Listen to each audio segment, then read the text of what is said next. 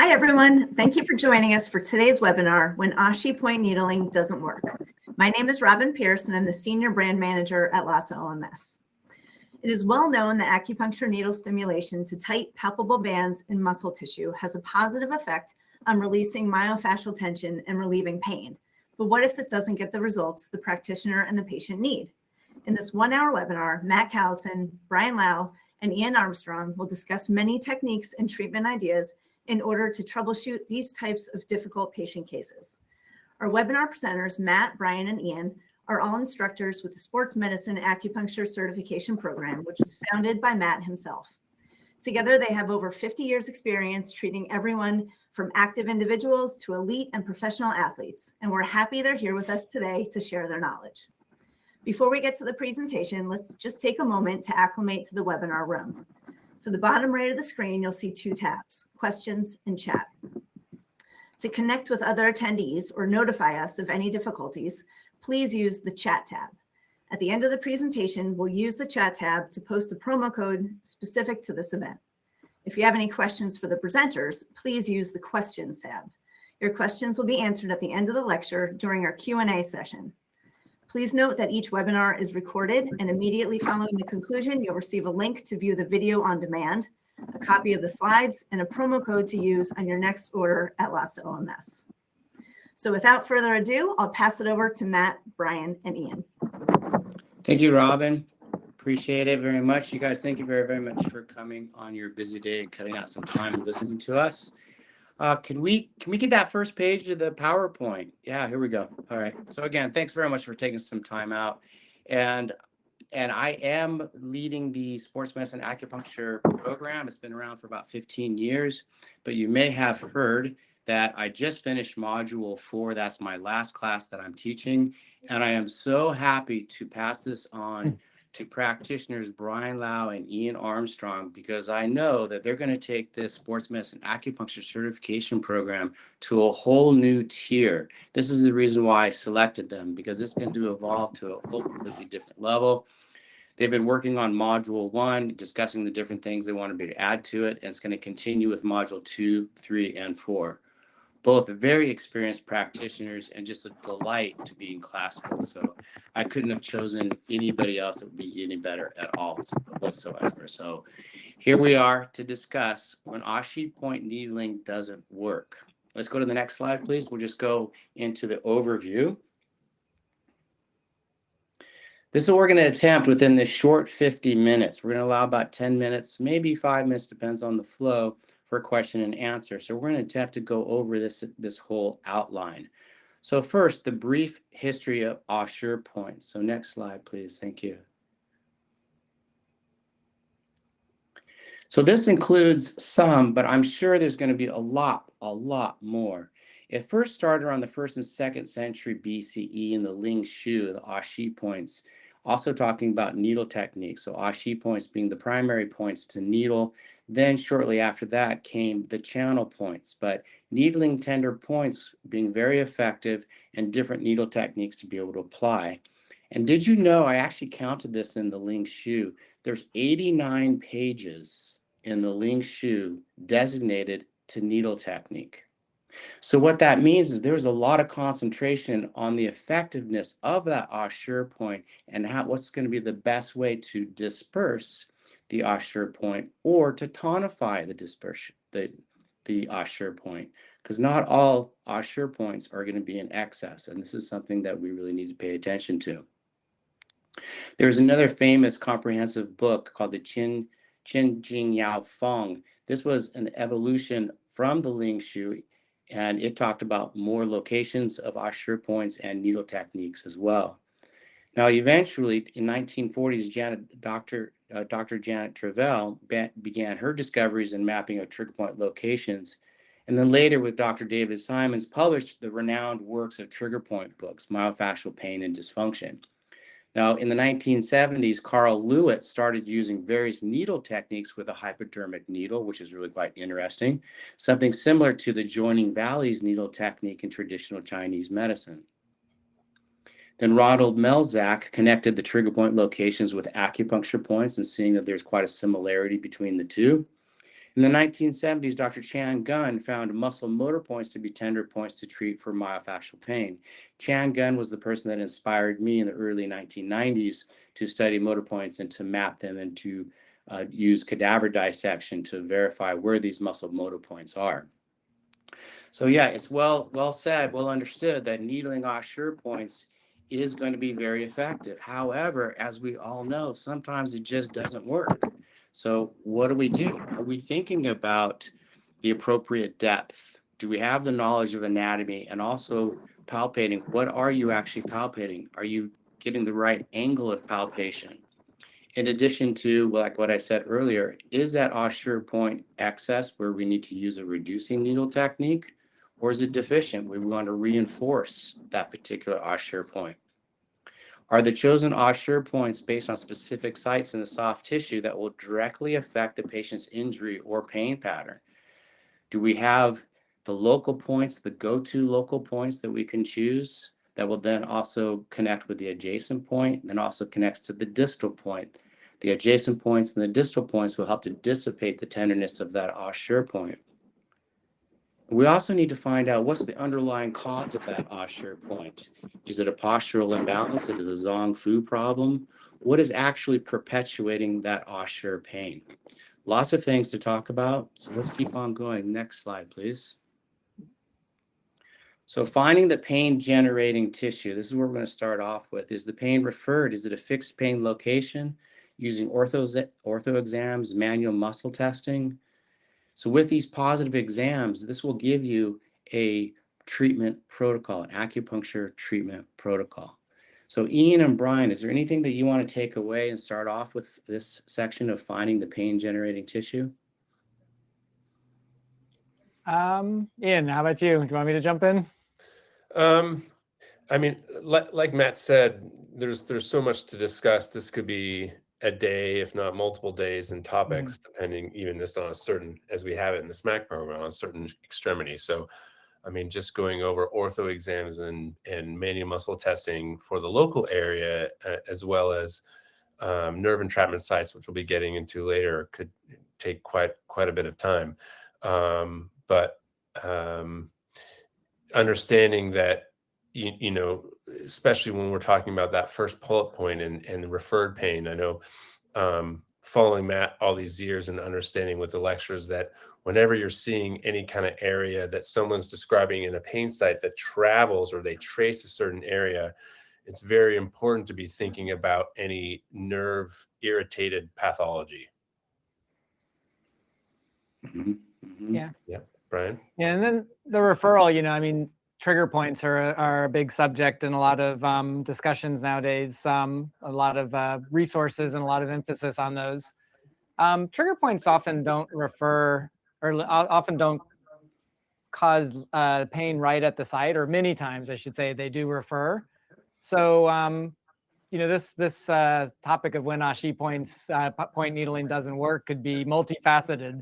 Sometimes the Ashi point that you're feeling here might be coming from somewhere else. So being able to sort of know where the trigger point referrals are can be part of it. But then, as we're going to get into in this webinar, not everything's a trigger point. There's multiple other pain sources and things that can refer pain and cause pain. So it needs a comprehensive approach. And it needs a really to step back and not just look at everything as a Ashi point or a trigger point when you're dealing with pain. Even Travell, if you have her book, Travell and Simon's book, and look at it, they have in each section, each muscle where they're going over the trigger point referrals, they have differential diagnosis. You know, this could be SI joint dysfunction. It could be a whole bunch of things. And it's assumed that you're looking for those things in combination with looking for, you know, they wouldn't say Ashi points, but in combination with Ashi points. So yeah, it's easy to get kind of down the trigger point rabbit hole, but you need to put it in context with everything else, really. Good. So just jumping back a little bit, is that pain referred where Ian was going on that? If we are finding that the pain that's going into the arm is being referred, like for example, a Sperling's test, we know that the Wato-Jiaji points are going to be very important, that are going to be level with that innervating spinal segment. In addition to the myotoma motor points will be Ashi points.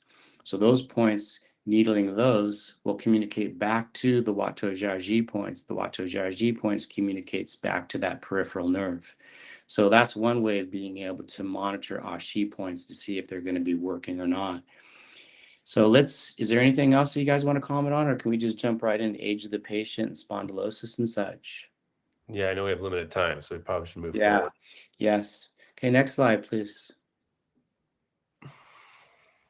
Oh, actually, sorry about this. This is actually going to be something we've used in another example. Let's say that a patient's coming in with shoulder pain, and they have maybe some limited external rotation and some abduction, which is really quite common. I think we see shoulder pain coming into our office frequently.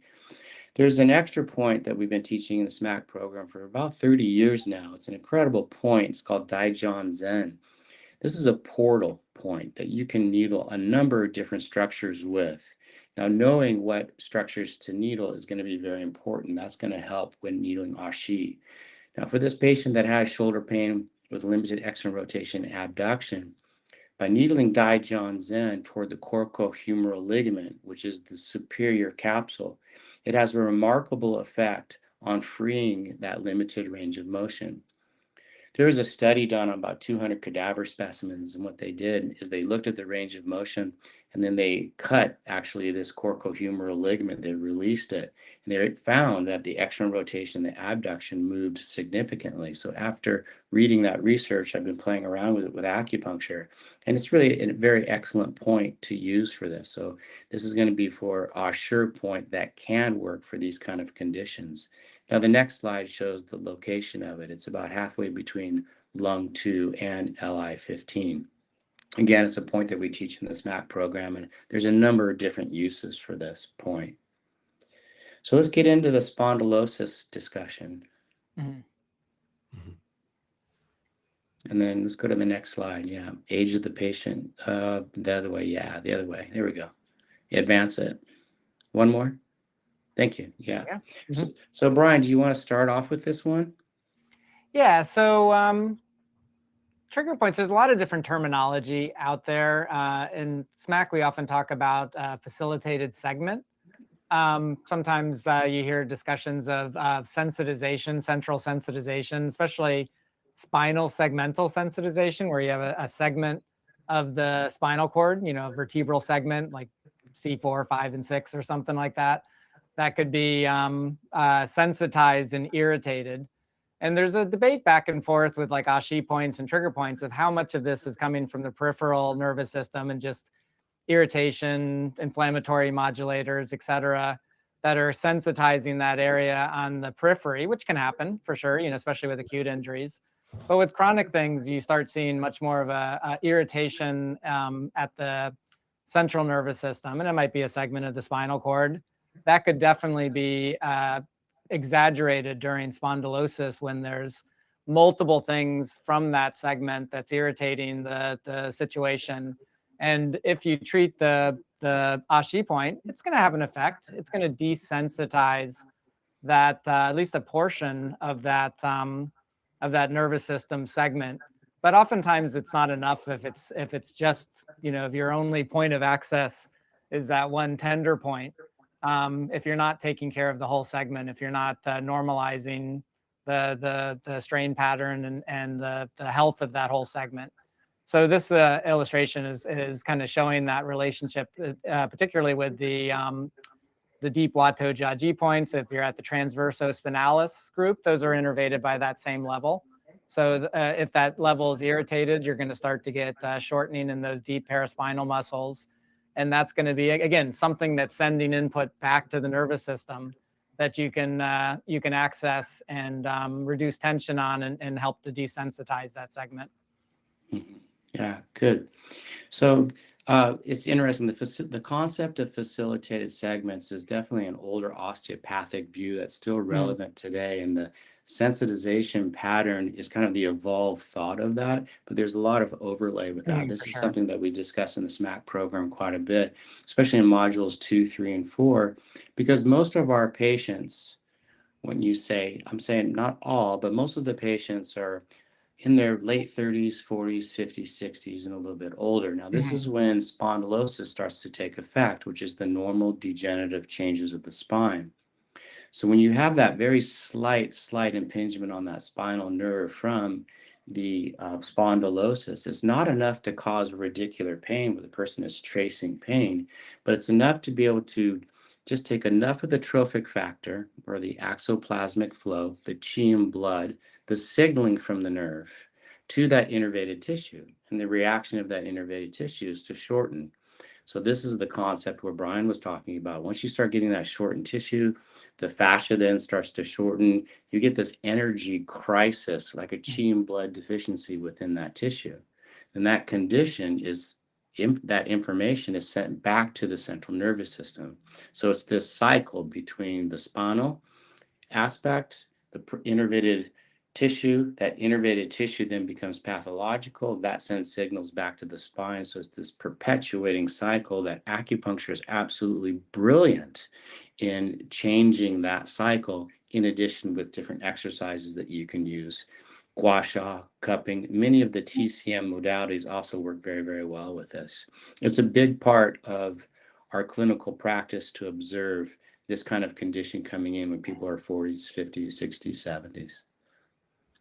Okay, anything else, you guys?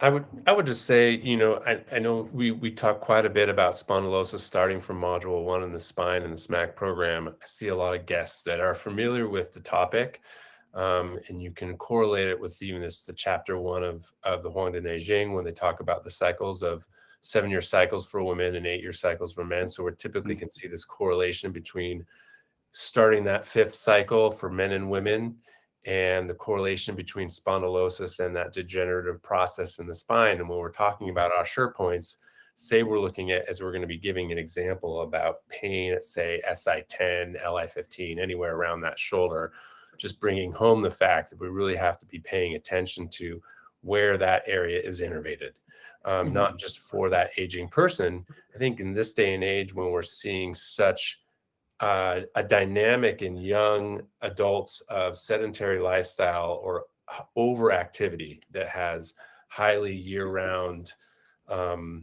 volleyball, baseball playing, that does a lot to the musculoskeletal system. I know when supervising and working at UCSD, yes, we can see spondylosis happening in the older population, but even in somebody in 19 and 20 doesn't mean that they can't have nerve root impingement that's contributing to this, right? So even from disc herniations that can sometimes happen at that young age, especially depending on how much they're taxing their essence, right? Excellent. Well, one last thing before we advance the slide there. I just finished module 4, and this is something that I commented to the class, is that, and this is also, I referenced this in my book under lateral epicondylitis. There's a physical therapy study that was done. There's 2 groups. One group was treating just the lateral epicondyle and the extensors and such. The other group was just treating the neck and not the elbow. Guess what group got better? It was the neck. That neck had more statistically significant results than just the elbow. So again, just goes to show you, when Osher points aren't working in the elbow, let's make sure that you're also treating the innervating spinal segment. Yeah, there's another interesting thing about this segment is that innervates or the phrenic nerve comes from this segment that we're looking at in this example. So, and then there's a little branch of the phrenic nerve that innervates the capsule of the liver. So liver patterns in Chinese medicine, especially for right shoulder pain, but just diaphragmatic movement in general, that's going to be another portion of this segment that wouldn't be necessarily apparent if you don't know the underlying anatomy to that. And that can definitely, gallstones, for instance, that's why they refer to the shoulder is through that pathway. Now that's a little outside of this topic, but if it's not moving well, if you don't have good diaphragmatic breath and good massaging of the liver from that diaphragmatic breath, then that can be at least a component of shoulder pain. Maybe a significant component, maybe 20%, but at least a component of that shoulder pain that's going to kind of move the patient forward by working with that area. Good discussion. We better keep moving on, you guys. Yeah. Okay, next slide, please. All right, nerve entrapment locations. Brian and I have had this conversation, Ian as well. We've talked about this a lot, that, that trigger point development very well may be small little micro nerve entrapments. Also nerve entrapments, as it presses on that nerve, it's decreasing the amount of chi from that nerve to distal tissues. Can we go to the next slide?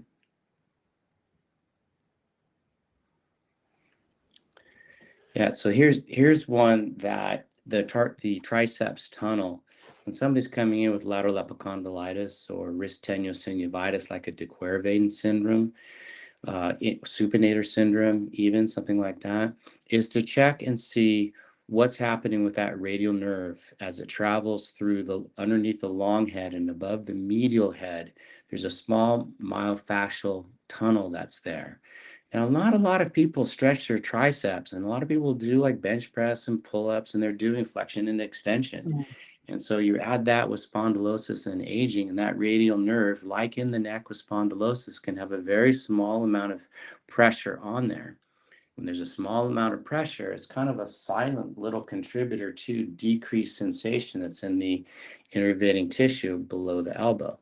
So it's when, for example, you're having a difficult case of lateral epicondylitis or any of the tissue that's innervated by that radial nerve, again, de Quervain syndrome or supinator syndrome, look at that triceps tunnel that's located between Sanjiao 13 and Sanjiao 12.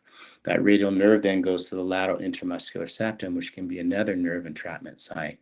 This is something that we teach in Module 4, and it's amazing. You can have a positive Finkelstein's test on somebody, and you just treat in here, and the Finkelstein's test is 50 to 75% better without doing anything into the abductor pollicis longus and extensor pollicis brevis. So when you combine the both together, it's a good idea. It's the mindset of like binding regions in TCM of the sinew channels. There are certain areas of congestion of qi and blood that will then decrease the flow within that channel. It's kind of the same idea. Cool. And I think just to, not just to think about one particular area too, right? I always like to give the analogy of our nerves that they even in dissection look like floss, right? And they should move through the tissue with flow and being hydrated with that like interstitial fluid and hyaluronic acid. But to be able to have any kind of hiccup along the way that may be even minor, like you said, Matt, at the elbow, where you can have the radial, ulnar, or median nerve entrapped in different sites.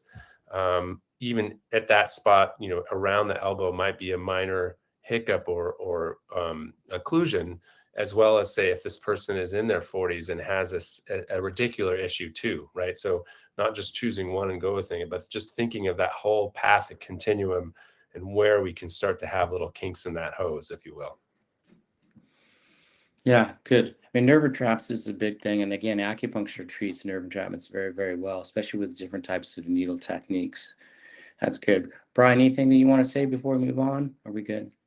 Well, just to add to that tunnel, things attach into that tunnel too, the triceps, of course, but also the brachioradialis and multiple things can put tension into that tunnel. So yeah, just having that comprehensive understanding of the underlying anatomy is always helpful to know what could tension the tunnel. It could be the fascia itself in that area, but multiple things attaching into it. The triceps, the medial head of the triceps, particularly is the big one in that case. Yeah. Okay. And one last thing, we were talking about nerve entrapments also, and I think we also have alluded this a little bit, is that make sure you're checking the internal, because it's really quite interesting when people have large intestine pathology, how well do they move their bowels? I mean, it's a classic thing. It's talked about in traditional Chinese medicine. The literature is the internal environment can manifest within its channels. And so it's something to look at. Does somebody have gallbladder heat and it's manifesting within the gallbladder channel? Does somebody have constipation? It's manifesting in that large intestine channel. Not to say that they don't have lateral epicondylitis, but is 10% coming because they're constipated? It's just something to look at, to always have that TCM hat on, and then we're not treating the person as a meat suit. We're looking at the whole thing. We're all licensed acupuncture. So let's not forget that TCM, because it's been around for thousands of years and it's a very strong medicine. Okay, what's the next slide? Could I say one thing real quick? There was a question about, not a question, but a request, and I don't think we can do this, but a request to magnify the image because they couldn't read the text. This is from Netter. I don't think that's possible, but this image is a little tricky to look at. And sometimes when you're used to looking at it, you just assume everybody knows what we're looking at. Right. But you have the long head of the triceps on the left, And then you have the lateral head cut and resected back to show deep to that where the radial nerve is traveling deep to the triceps in a groove along the back of the humerus. And then it goes lateral into the large intestine channel where that tunnel is. So it's this is not an easy image to look at if you're not kind of set up for, what's the perspective? What are we looking at here? So that's it. You have the olecranon down at the bottom, Anconius. Teres majors in the front there coming. Teres majors in the front. Yeah, it's maybe we could have given a little setup for the image because it is a busy image if you don't have if you don't get the perspective down on it. The next slide, just a cadaver warning for those people that might get a little bit woozy. This is from one of our cadaver dissections showing the triceps tunnel. So let's go to the next slide. Here we go. On your lunch or breakfast now, so. Yeah. Okay, so what you'll see is that I'm pulling back the triceps. Right, you can see that's going to be the long head. The hemostats is lifting up the radial nerve. You can see how big that radial nerve is. Now that's diving in, following along the humerus between the medial head and the long head. So where the hemostats are to the left, the nerve is then diving down into that tunnel. And above that, it's still more superficial. I hope that helps. Okay, so let's go to the next slide. Okay, palpation skills, understanding the underlying anatomy of what tissue is being palpated, needled, angle of palpation, and accurate needling. Take it away, boys. Take it away. I'll use this as a good opportunity to talk about both the SMAC program, but also the cadaver lab. Because if you haven't done a dissection lab, this is one of the things you learn from doing dissection is just, you get a much more three-dimensional view of the body, being able to sort of not literally have it in your mind's eye, but at least have some kind of sense of X-ray vision where you can know where the structures are, kind of have an idea of depth and where things overlie and all that. You can get that without doing dissection, of course, but it takes a lot of work just to continue to look at the anatomy and understand layers and angles and stuff like that. So just palpating around and going, oh, it's tender, and putting a needle in. Okay, you can do some stuff from that, but having a understanding of what the terrain is underneath your hands is and I can't say enough about that. That's really what it's about. The cadaver lab is definitely something that is a complete career changer as far as palpation is concerned, and understanding those depths. I think in a like a much more of a low-hanging fruit way, even just grabbing some sort of a, looking at net or looking at those different pictures that we've already put up and finding a great anatomy book or using an anatomy book to try and understand not just, the structure, the local structure that you may be seeing the Osher point in, but what exactly we were talking about to the depth, how many different tissues there are in that area, and how far I have to press to actually get to a certain tissue. It's going to really refine your technique. Of course, the fiber direction is super important, right? Because you're going to have, oftentimes, as we're giving the example of that area in the posterior shoulder or anterior shoulder, we all know there's a lot of different tissues that are moving in a lot of different directions at different depths in that area. Now, using that fiber direction to cross fiber the tissue that you're trying to find really brings that tissue to your finger, almost like crossing grains of wood. If you're able to go with that grain, it's going to hide from you. I was trying to use the anatomy app that we had. Stephen, I don't know if you can get mine. I don't know if this is going to work, but I'm going to try and show you guys. We're talking about this area here. There would be that posterior shoulder plane around SI10. If I take that away, we can see, well, sure, I've got the deltoids there, right? All around here in this orange area. I don't know if you guys can see that. Yeah, good job. Okay. Now, if I go ahead and take away these deltoids, oftentimes when we're looking at that might be something that some of us may think, oh, someone's complaining of pain around John Ling, LI15, even SI10, maybe it's a deltoid issue. But of course, I think we would agree most of the times, areas of this portion of the body won't probably be a deltoid issue, right? Or at least not So- not mostly. Right, mostly, yeah, very frequently. Let's see here. So if I go ahead and take away all that, and I'll even take away the skin, you guys get the idea. We don't need that anymore, but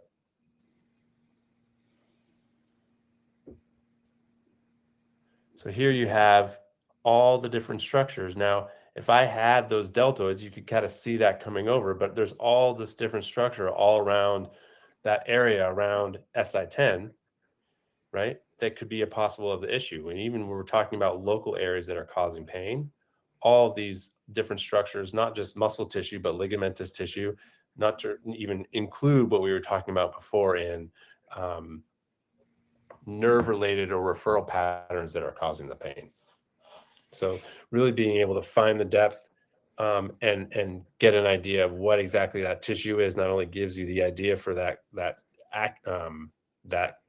specific structure, but as we're going to be talking about, once you start to understand the sinew channel topography, it gives you a whole new window and idea of how you're going to correlate your distal points or even distal muscle groups that are going to be having a direct connection to the local tissue that's in pain. Ah, that's good. Well done. Can we get back to that slide, please, Stephen? Thank you. All right. So what they were talking about was the cadaver lab, which is, again, you develop the vision to see, and it'll change the way that you look at your patients. The last sentence there, angle of palpation and accurate needling. This is something that we teach in the SMAC program, is to palpate with your opposite needling hand. Because maybe that Ashi point is only 3 millimeters. Sometimes an Ashi point might be the size of a quarter, but that target area that will be changed by the metal needle might be really small. So when we're palpating that particular Ashi point and you needle it, are you needling the exact same spot that your tip of your phalange was able to provoke the pain? That's really important. So when you press that tissue and you go into different angles, like what's going to end up being the most tender, or maybe it refers like a trigger point. So you want to move that finger to the side and then place the needle in the guide tube exactly where that needle, your finger once was. Then you know that that tip of your phalange that is provoking the pain is now being needled. And the reason why I'm saying that is because of teaching seminars for a long, long time and noticing how people actually find Ashi points. They may actually find it with their finger and they put the needle next to their finger. They're a quarter of an inch off. Yeah. So that little area, we got to make sure that we're really getting that spot. So Yeah. that's, I think, what I meant when I was writing this angle of palpation and accurate needling. Yeah, I often describe that as not that this would be clean needle technique, but if I was Wolverine and I could have needles shoot out my fingers, that's what you would want, right? But obviously you can't do that, so you have to be able to get that guide tube exactly, where your finger was in the same vector and the same angle and everything. Now I know what to get you for Halloween. Yeah. Just like little adamantium needles coming out or something. But that would be it, right? You'd have, because you have it right. You're at the right vector. You're at the right angle. You have everything great, and then you put the guide tube next to it in a slightly different angle, and it's not the same. Yeah. We got to keep moving, guys. We got to keep moving. Ian, do you want to say something real quick? Well, I was just going to say the importance, like you said, of that slight change in angle can make all the difference too. I think oftentimes when people aren't used to doing orthopedic or musculoskeletal needling too, they're always looking for spaces, when oftentimes we're trying to really find different acute, fascicles or fibers. And so the palpation becomes completely different then. Yeah, and that's not to say that divides where the spaces are not important, because the body's in layers, right? So we need to be able to, that's a whole nother discussion in itself. Okay, so next slide, please, Stephen. Thank you. Can the pain be palpated, or is it too deep? Brian, you want to talk about that? Yeah, I mean, certain structures, like one that comes to my mind that would be kind of able to be palpated, but you're not going to be able to get your finger right on it, is when there's pain at the ligamentous bed at the SI joint and that posterior sacroiliac ligaments. You can elicit some sensation by palpating it to help, refine needle angle and all that, but you're not going to be able to get your fingers right on that in the same capacity as a needle. Or another one, glute minimus. Glute minimus, sometimes you have to almost palpate it with the needle, so to speak, because, to reach it, you can push through a whole bunch of tissue, and kind of see if there's tenderness there, but it's not, you're not going to be able to get your finger right on it compared to something like the lower traps. You're right. It's right there. I mean, it's right. Not a whole lot of adipose in that area. It's the first layer. It's super easy to put your finger on and elicit sensation, maybe even elicit a local twitch response with the palpation. So yeah, certain tissues are just easy to palpate. They're very available, some not. Yeah. Ian?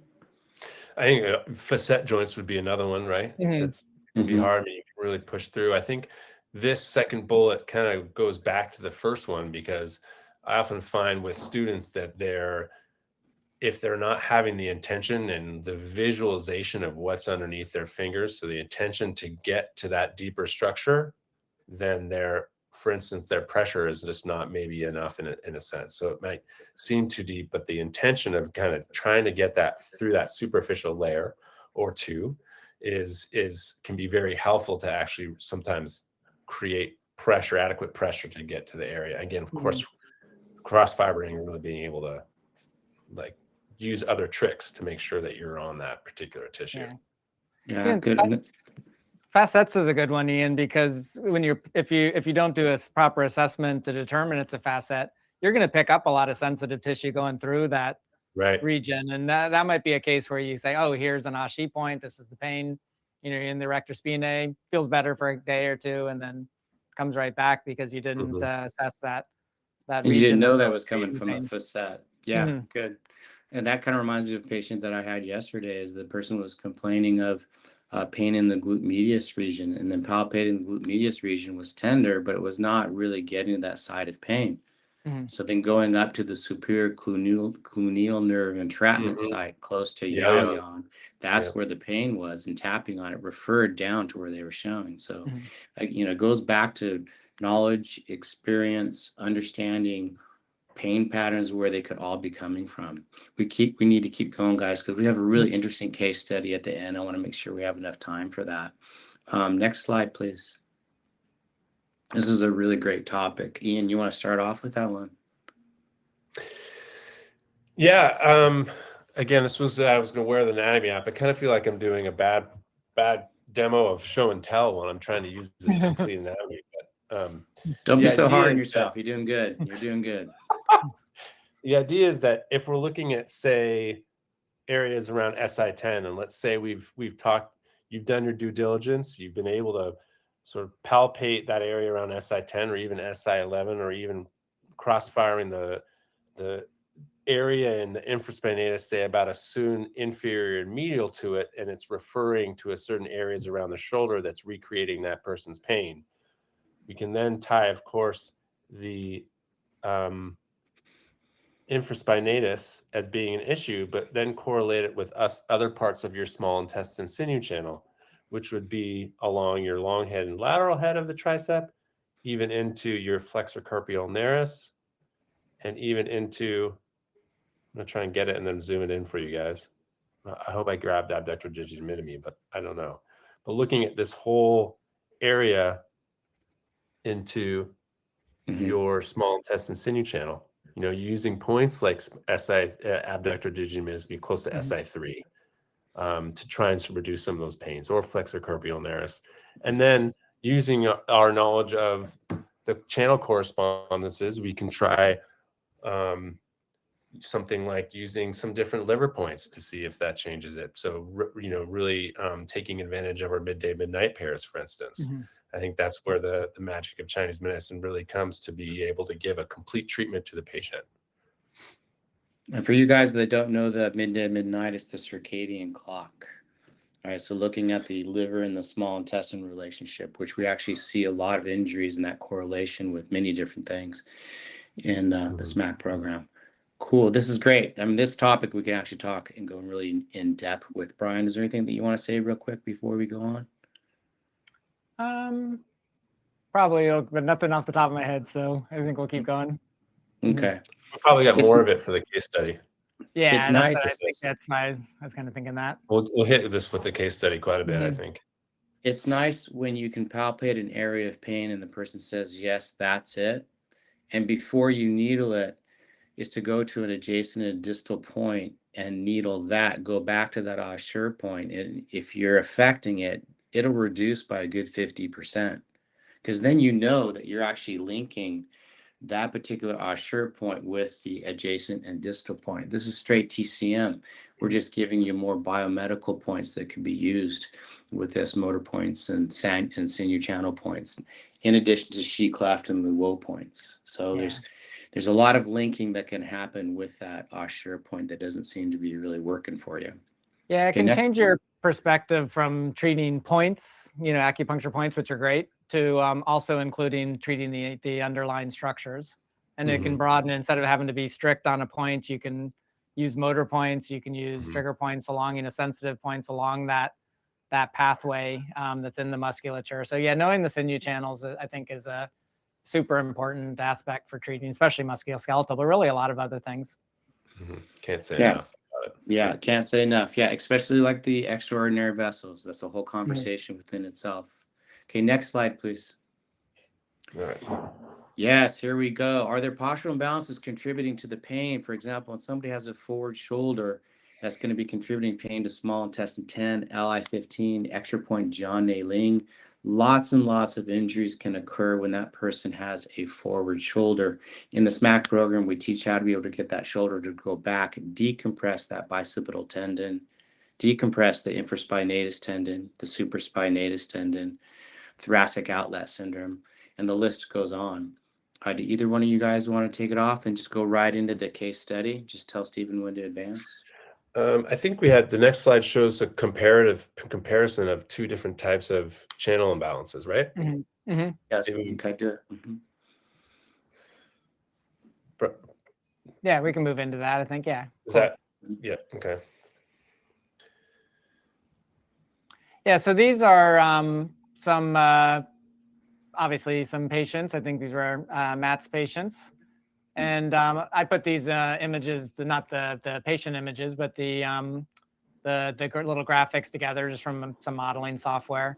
But I had to add a little finesse to it.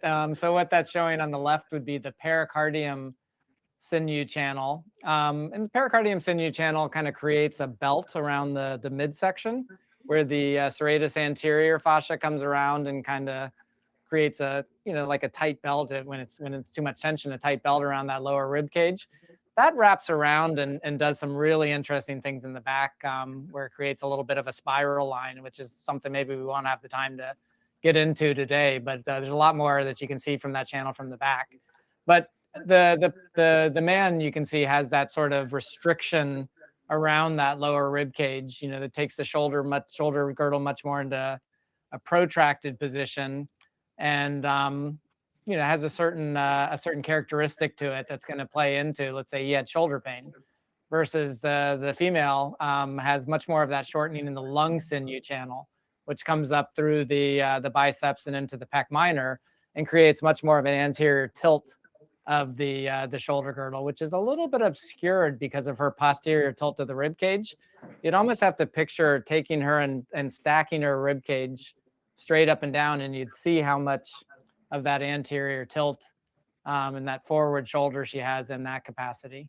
But it's a component. They both might come in with the same type of pain, but what you're going to do to treat them is might have some overlap in terms of the local points, but in terms of the channel aspects, there's going to be differences. Yeah, I know you always like to give that, I've heard you say often, Brian, about that the person on the left there almost looks like he's getting punched in the chest. There's this, yeah, for sure, this surrounding, or this wrapping of the shoulder blades around his rib cage. Just trying to going back to this here. This would be the pericardium sinew channel that you can see, and I'm going to isolate it and take it away. I show this one a lot to students that I think is pretty profound, but we can see this wrapping between the serratus anterior, the rhomboid minor and major group, and the splenius group. So you have this, this is part of that pericardium sinew channel that's taking into account on the image on the left. Where put that up for a second again, Ian. Sure. Yeah, the only thing I would add to that from the front, though. Oh, sorry. Yeah. The only thing I would add, since this is an app and they just have Yes, musculature, is the there is fascia short-term that goes extension. from each serratus anterior around the rib cage. Is missing that on that app, but Yep. that would be a part of it. Yep. Mhm. Whereas you're looking at the woman on the right, and as you said, it almost looks like you might miss her forward shoulder because it almost looks like her shoulders are back because her hips are so forward. So she's Mhm. jutting her hips forward so much that it almost hides, and she almost creates these two plumb lines where she's got her head and her hips in one plumb line. You guys, the gravity line, or if you can see that line that's going down the center, and then her shoulders and her feet. So she's got these two gravity lines to keep her in balance. But if you again pull her hips back and then align her rib cage over her pelvis, you'd see how forward her shoulder was. This is the type of person with a lung and large intestine sinew channel imbalance, the large intestine sinew channel having part of your middle and lower trapezius. It's going to be that scapular balance getting back into that frontal plane. The pec minor is pulling it forward versus the pericardium sinew channel is kind of pulling and wrapping. Person on the right, you might see lie down and have that inferior of the angle of the scapula popping up, right? Whereas, right, that winging that's happening in the inferior side, that pec minor pulling it down.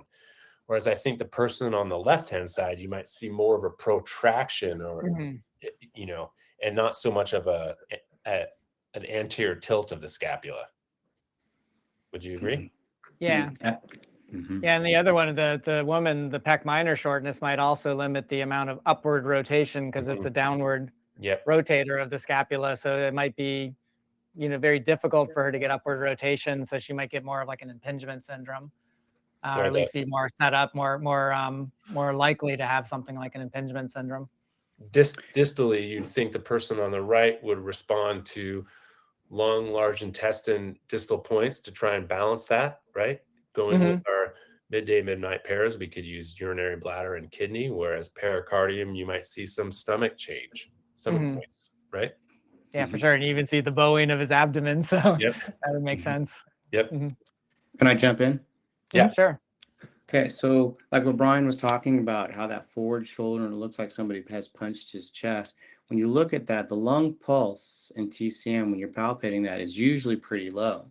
Now, is it a deficient lung pulse or is it insufficient lung pulse? When you change the person's posture, they're then able to actually take a big breath in. As you look at his posture, it doesn't look like he can really have a big breath in. Like in anatomy trains, they talk about this as being stuck in exhalation. So his ability to take that big breath in because of these muscle imbalances and posture is going to be difficult. So let's keep our TCM hat on with this and make sure that we are, treating the lung points to be able to help with that.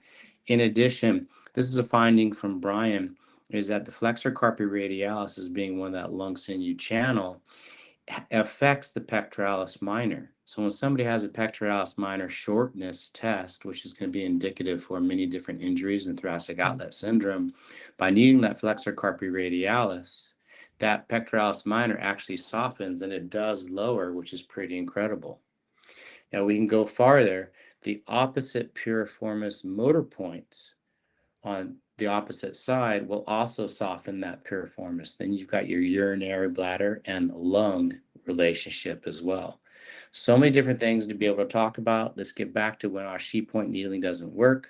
Quick thing on that, Matt. Just you just said it'll soften the piriformis, which it will because you're needling the piriformis. I think people understood that you meant the pec minor. Yeah, thanks, Brian, for that. Yes, yeah, thanks, appreciate that. Let's say somebody's coming in with anterior shoulder pain and it looks like maybe it's bicipital tenosynovitis and you're looking for Ashi points in that region and maybe you're not exactly sure which ones to needle that's going to have the biggest bang. So you start just palpating there and you start needling it. Acupuncture works. It will make the person feel better, but is it lasting? Is it getting the results that you want? And if that's not the case, there are numerous different things to be able to try and to look at different things with this. This was something that I was teaching in the module 4 just recently. And when somebody has neck pain, let's say on the left-hand side, and you just saw what Ian showed, that pericardium relationship between the serratus anterior, which it interdigitates with the rhomboids, which then interdigitates with that splenius capitis. When somebody has that scapular protraction and neck on the opposite side pain, pericardium 6, pericardium 4, pericardium 5 works really well for neck pain on the opposite side because of this relationship. Lots and lots of things to be able to chat about this particular one. You guys, it's 10:51. We can What was this talk webinar about about for again? Osher points? Did you say that? What'd you say? Christopher Guest. Oh, got it. Okay. For all of us, it's good. You A know, little too much. Gotcha. no, I mean, it was a great rabbit hole. I know it was about Osher points, and we end ourselves with all different great discussions about sinew channels. Anyways, Well, when Ashi points don't work, we have to look farther, deeper. Yeah. And that's the whole takeaway with this, I think. amen. Should we open this up the last 8 minutes to any kind of question and answer? Yes. Okay. And I guess we didn't figure out who's monitoring that. I got you guys. Thanks, Robin. Okay. Okay, we only have 3 questions, so I'll run through them for you. Let's see here. I am a newly licensed practitioner, and all of this information makes sense, but it's a lot to grasp and apply clinically all at once. What advice would you have for me in applying this knowledge clinically as I continue to get educated on content within the SMAC program? Can I start? Sure. Okay. Understanding the postural imbalances takes study. We do have online videos for this. That's one thing that could be done. For right now, if you were practicing this afternoon, if somebody is having pain in a certain region, link it with the primary channel that you learned in TCM and link it with the sinew channels that we have readily available. So your Luo points, your sheet cleft points, all of those will work with Osher points. So I think that might be something that you could apply immediately. Anything else, guys? Yeah, I think like when I was starting off, and I started off as a massage therapist before I was acupuncturist. I remember I think the first thing I learned how to treat was levator scapula pain. Now, probably a lot of times when I was treating that, I was missing other things like facet injury and all sorts of things. But that's beside the point. Is it can be overwhelming to learn everything, and it's helpful to take courses. You know, that can help really boost your skill right away. But in the interim, just when you're practicing and learning, you know, pick an injury or so now and then, and just learn how to treat that. Something common, obviously, that you're going to be able to practice a lot, and then, you know, add a little bit at a time. You know, it's too overwhelming to try to do it all at once. So sometimes just, you know, a little bit more, and then, you know, before you know it, you have really quite a bit of stuff to draw on. I would say just repetition, just like the ability to keep things, gaining knowledge of things, to have them more common knowledge for you instead of having to reach for it reach for it in your brain for information. Meaning, you know, picking a certain area, you know, that you might be studying and spending 10 minutes a day on it for 7 days versus 1 minute 1 hour in a week might be actually more valuable for you to just try and repeat and seeing the same things over. So, you know, I think I've just found studying this medicine to be the repetition. There's always something new that you're going to glean, and what you already know just becomes ingrained a little bit deeper so that you can actually apply it well in a critical thinking way in your clinic. Maybe this person's already aware of this, but we have lots of resources on the YouTube channel. Also on their SMA blogs, we talk a lot about different points to needle, different conditions to needle and such. And that's going to be on the SMA website, Sports Medicine Acupuncture website. Great, thank you guys. The next question is from Julie Gose, excuse me.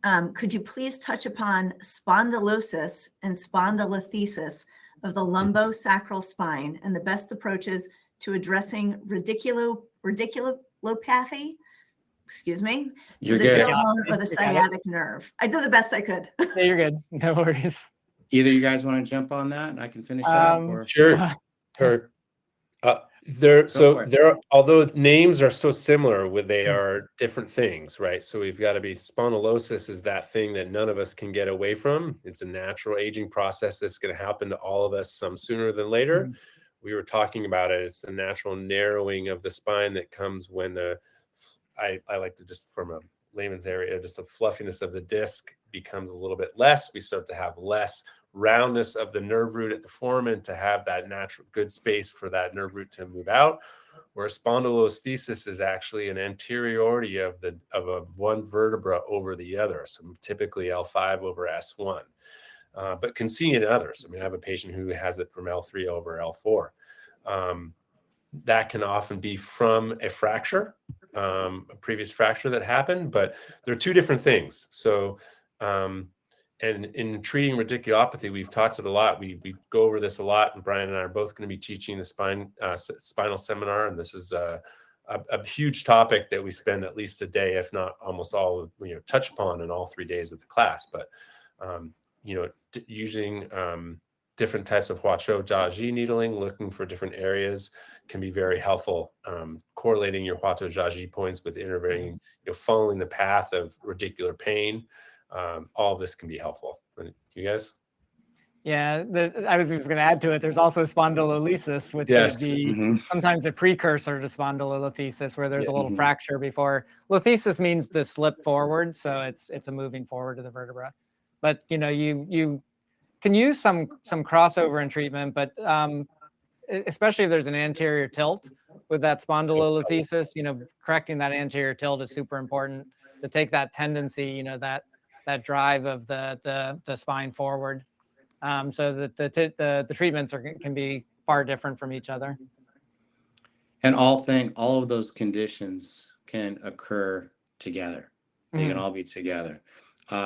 There's quite a bit of information in the Sports Medicine Acupuncture textbook, chapter 10, on needling that and different point protocols as well. Yeah, I will say one last thing about spondylolisthesis, is that when plenty of adults have it, and like Matt said, it can exist with spondylosis and part of the degenerative processes, but it is one that you see with younger kids. And when you have like a 17-year-old athlete, like a gymnast or something, that has back pain, that's one that should come into mind as something to look for. So that is something that is, you're not going to see spondylosis on a 17-year-old. No. So common to see, more common. Well, it's not like it's spondylolisthesis is common, but more common to see it than spondylosis on a 17-year-old. Yeah, for sure. Yeah. Not that it's everywhere, that's it, but it's something that is something that can be somewhat maybe congenital. It seems like the thought is. Seems like there's underlying kidney deficiency signs there with the patients too. There's a congenital factor to it. There is a 25% or something like that. Would you guys agree that when you see those 17-year-olds, 16-year-olds that have it, and it hasn't been diagnosed yet, because this is where the parents are bringing their kid in because you helped the parents, so now the kid's getting back pain. You want to be the one that catches this. Have you guys noticed with this? It's usually that are kids that are kind of tall, lanky. They've grown really fast. Yes. Would you agree? Yeah. Okay, we're getting close, Robin. We're getting close. So I want to be respectful of time here. I just wanted to say one more question, because so many people in the chat are talking about the cadaver labs, and they're asking if they're only in Florida or if you have any future plans for San Diego or the West Coast. At the moment, right now, they're going to be held in Florida because we actually built out a lab at the Dragon Rises College. So at the moment, we're just having them there, but that's not shutting the door on having it on the West Coast, just at the moment. So the next one is coming up March 6th through 8th, right around the corner. And then after that, it's going to be in October. Yeah, and the dates will be on the Sports Medicine Acupuncture website. Great, thank you. Who wouldn't want to come to Florida in March? That's true, especially if you're in the San Diego's nice too. Northeast. Yeah. All right. Well, thank you so much. It's 2:00. Thank you, Matt, Brian, and Ian, and thank you everyone for joining. If we happen to miss any questions, feel free to reach out to us at marketing@lasaoms.com, and we'll get those to these guys for answers. And be on the lookout for an email with a promo code, which is MCWebinar226 for 15% off your next order, and a link to view the slides. Also, we proudly offer Matt's book, Sports Medicine Acupuncture, through our site, lasaoms.com. Thank you again for joining us, and we look forward to seeing you at the next webinar. Thank you, guys. Thank you, so much. everybody. Thank you. Yeah, thank you. Thank you. Bye.